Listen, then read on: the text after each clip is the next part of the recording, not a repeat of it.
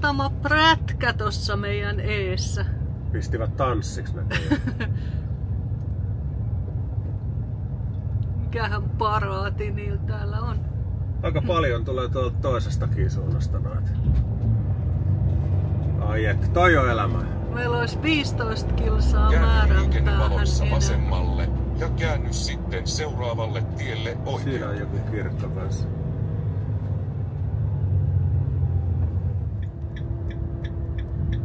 Jumissa mopojen kanssa.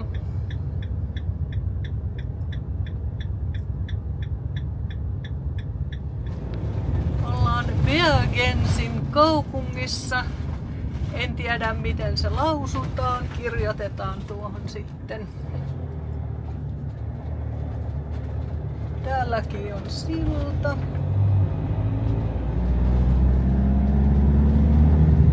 Vähän vaan mietityttää, että se matkaparkki saattaa olla täynnä. Ei siellä ole kuin 4 autoa. Aa, siellähän se näkyykin jo.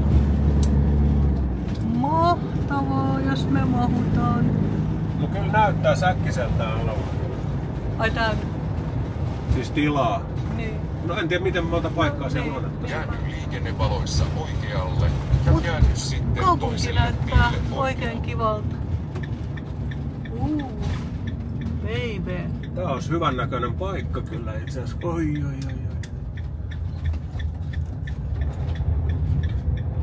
Tässä olisi lähellä kyllä kaupunki. Ois. Bergensyssä ollaan matkaparkissa. Tässä on kaupunki lähellä tosiaan. Tässä on hieno silta. Lähdetään kohta katsoa minkä näköistä tossa kaupungissa on. Vanha silta on kyllä tuo. Ja pitkä. Bergensy Centre.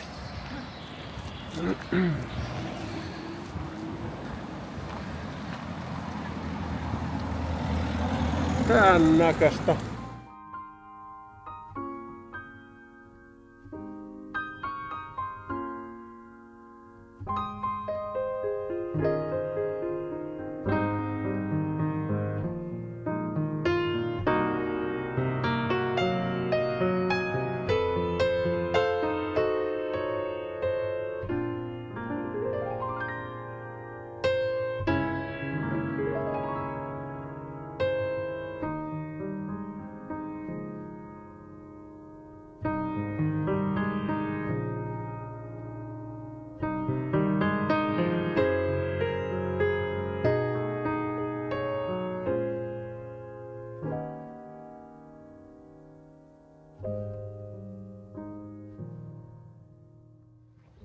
Löytyisiköhän tästä mahtavasta rakennelmasta jotain tietoa tästä taulusta? On kyllä vaikuttavan näköinen rakennus.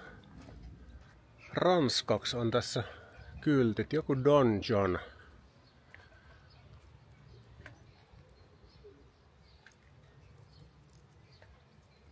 Tuhat ajalta ilmeisesti tämä. Ei oikein tuo ranskakaan vielä taito niin hyvin, että tietäisi, mutta on kyllä hieno. On korkea. Sitten tuolla takanakin on vielä hieno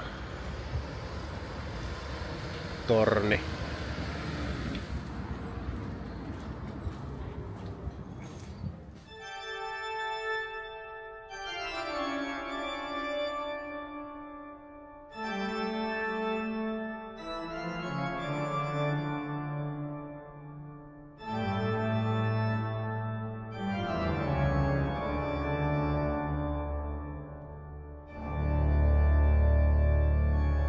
Näyttääpä hienolta tää. Ja mikä parasta, niin ilmainen parkki. On Kemsan tyhjennykset, vessat tarvitseville. Harmaat vedet, kaikki löytyy tosta matkaparkista. Että tälle 15 minuutin tutustumisen jälkeen kaupunki on kyllä loistava ja parkki vaikuttaa kanssa hyvältä.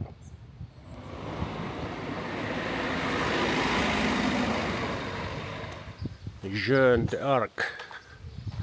Liberatrice.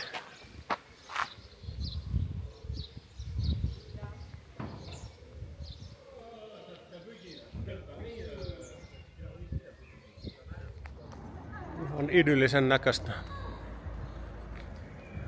Ei vaan muuta sanoa.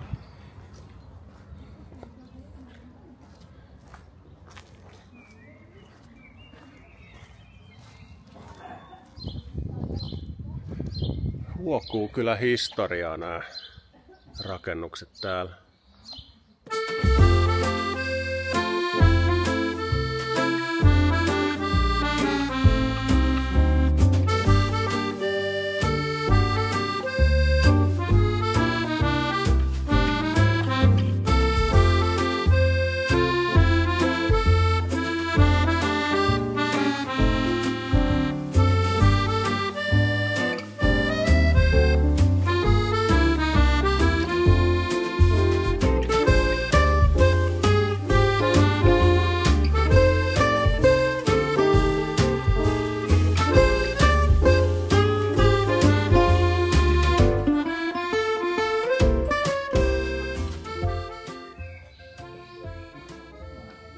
Ihan mieletön kaupunki.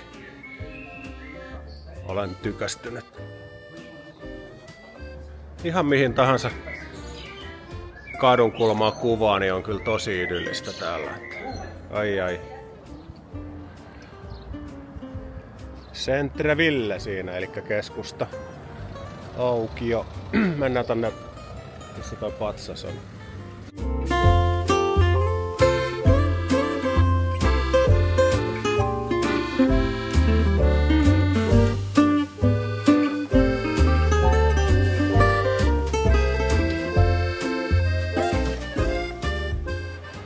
Taas Helminkaa ulos. Tuossa äihöteltiin autossa pari tuntia, syötiin. Aika käy vähän pitkäksi nyt, ei oikein mitään tekemistä, mutta keli on ainakin hyvä. Katsotaan, kohta voi kuvata vähän parkkipaikkaa, minkälainen se on, missä ollaan ensi yötä. Ilmaisparkki. Siinä on ihan kiva virtaus tossa joessa.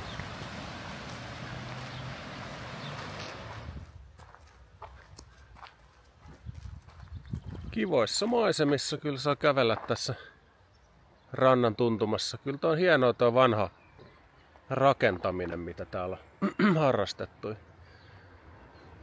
Mä haluan tommosen kodin.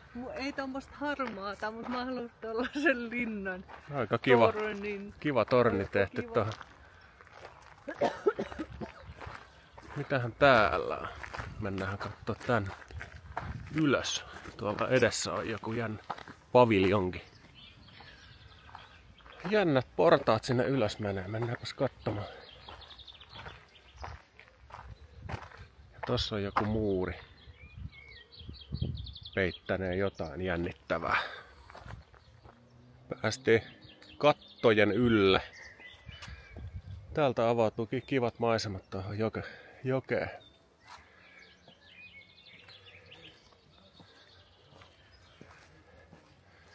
Joku vesiviemäri, vai mikä tässä on, semmonen ikivanha.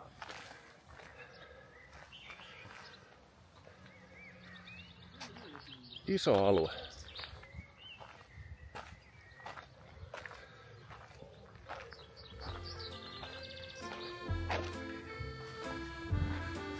Puistoalue.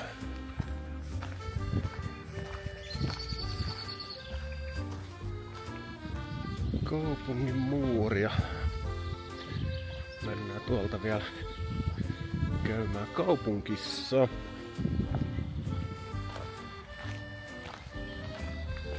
,3 metriä korkeus. Tänne menisi vankkurillakin sisälle kaupunkiin. Ainakin korkeuden puolesta. Siinä vielä Chateau de Beaugency linna iltavalaistuksessa.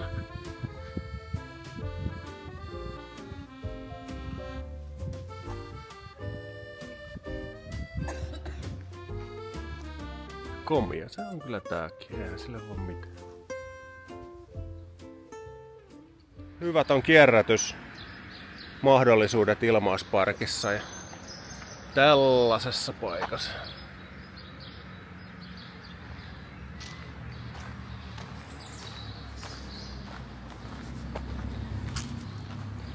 Tässä on ihan uusittu vessat ja siellä on näköjään ihan pystypissä paikat miehille, mikä on oikeastaan aika hyvä idea. Täällä pitäisi olla Kemsa.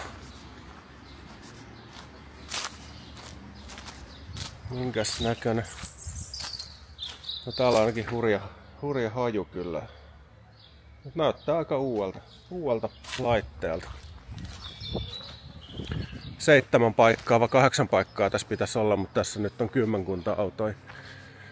Yllättäen meidän viereen tuli meidän paikalle itse asiassa tämmönen pikkunen retkiauto, mutta eiköhän me nyt yksi yö tässä mahuta vierekkään pötkötellä.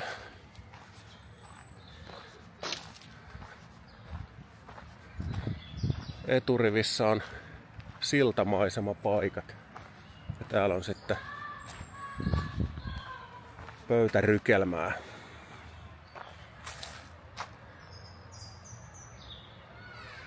Ja siellä on jo jokilaiva vai mikä lienee. Mut vahva suositus tälle paikalle. Beaugensin matkaparkki jää kohta tähän ja me lähtään eteenpäin. Ei tosin mitään hirveän pitkää ajomatkaa ole tällä kertaa. Tämähän oli kyllä todella hyvä matkaparkki. Ilmanen. Täällä olisi ollut kaiken maailman Kemsan tyhjennykset. Tosin ei uskallettu edes mennä lähelle sinne, koska ei ole pakko. Mutta on niin läheltä kaupunkiin, että 100 metriä oot tuossa keskustassa, niin sinänsä ihan loistava sijainti tällä. Ja yöllä oli tosi hiljasta, vai mitä, Harri? Oli joo. En kuullut kyllä pihaustakaan, vaikka tuossa oli meidän vieressä joku matka-auto laitettu vähän liiankin lähelle, mutta eipähän siitä ollut mitään haittaa.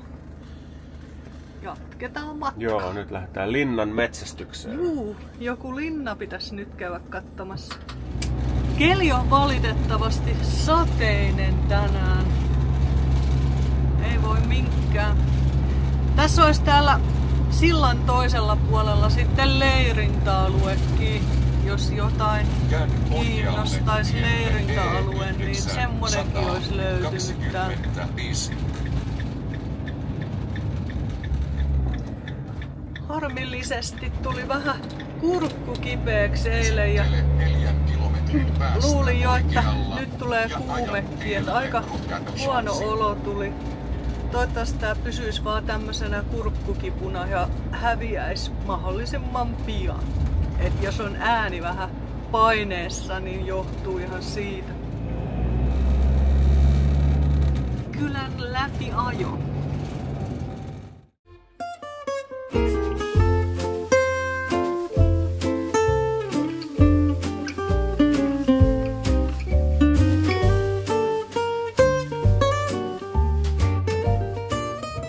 Chateau de Chambord näkyy siellä ihan pikkaisen jo. 12 € on parkkimaksu matkailuautolta täällä.